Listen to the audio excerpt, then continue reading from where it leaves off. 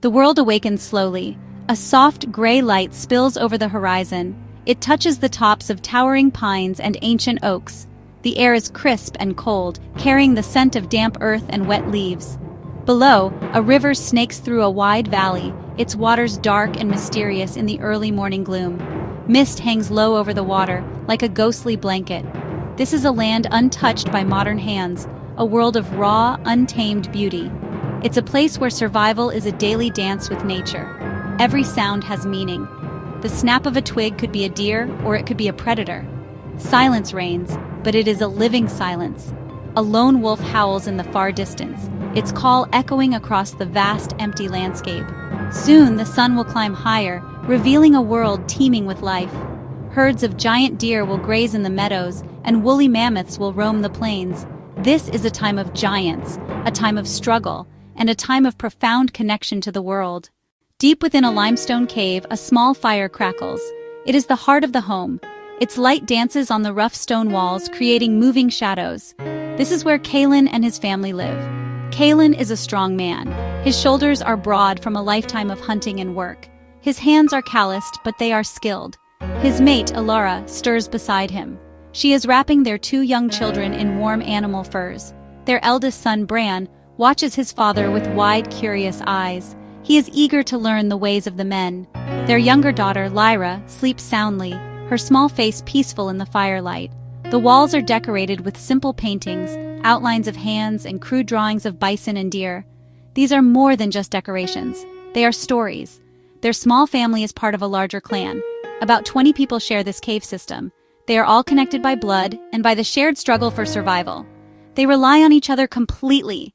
As the light grows stronger, the clan begins to stir. Kalen rises and stretches his stiff muscles. The first task of the day is to check the fire. Alara is already awake. She is sorting through a small pile of dried berries and roots, planning their morning meal. Kalen moves to the mouth of the cave. He sniffs the air, listening intently. His senses are his first line of defense. Preparation is key to their survival. Kalen picks up his favorite spear and runs his thumb along the flint tip, checking its sharpness. It is a beautiful piece of work, flaked to a razor's edge. He made it himself, using skills taught to him by his own father. He also checks his small toolkit, a leather pouch containing flint blades, scrapers, and a fire-starting kit. Before the hunters leave, the clan gathers for a brief moment. It is not a formal ceremony, but a quiet ritual of connection. Alara gives Kalen a piece of roasted meat from last night's meal. She touches his arm, a silent wish for his safe return. With a final nod to his family, Kalen joins the other hunters, and they head out into the vast wilderness. The hunters move through the forest with silent purpose. Kalen leads the way, his eyes scanning the ground for tracks. They are looking for aurochs, the giant wild cattle of this age. After an hour of tracking, they find fresh tracks, deep in the mud near a stream. The hunters crouch low, communicating with hand signals. Kalen signals for them to split up. Finally, they see them. A herd of a dozen aurochs grazing in a clearing. The bull is magnificent, a mountain of muscle and fury. The hunters know they cannot challenge the bull directly. Instead, they target a smaller, younger animal that has strayed from the main group. Kalen signals the attack. They rise as one, letting out a great shout to startle the herd. They hurl their spears with all their might, aiming for the vulnerable flank of their chosen target. The targeted auroch stumbles, a spear embedded in its side, but it is not dead. It is wounded and enraged. The hunters must be brave and disciplined. They circle the animal, slowly weakening it. At last, the great beast falls. The hunt was successful, but the day is far from over. The hunters must now butcher the large animal and carry the meat back to the cave. As they work, Kalen notices a change in the air. The clear blue sky is beginning to darken in the west. A sudden, violent summer storm. They must hurry. The wind begins to pick up, whipping through the trees. The hunters work faster, their movements urgent. They load the heavy pieces of meat onto their shoulders. The first drops of rain begin to fall. Within minutes, the drizzle turns into a torrential downpour. The sky is lit up by a brilliant flash of lightning, followed by a deafening crash of thunder. They trudge onward, their feet sinking into the mud. The path is difficult to see, and the journey is slow and exhausting. Finally, they see the familiar shape of their cave entrance. A warm, orange glow spills out into the stormy twilight. They are home. They are safe. They stumble into the cave, soaked and exhausted, and drop their heavy loads onto the floor. The rest of the clan rushes to help them. Alara wraps a dry fur around Kalen's shoulders. The storm still rages outside, but inside the cave, Kalen feels a profound sense of security. The successful hunt calls for a celebration. The entire clan gathers around the main fire. The fresh meat is roasted over the flames, its delicious smell filling the cave. The food is shared among everyone according to the clan's customs. The hunters who took the greatest risks are given the best cuts, but everyone gets a share from the youngest child to the oldest elder. This principle of sharing is the bedrock of their society. As they eat, the elders tell stories.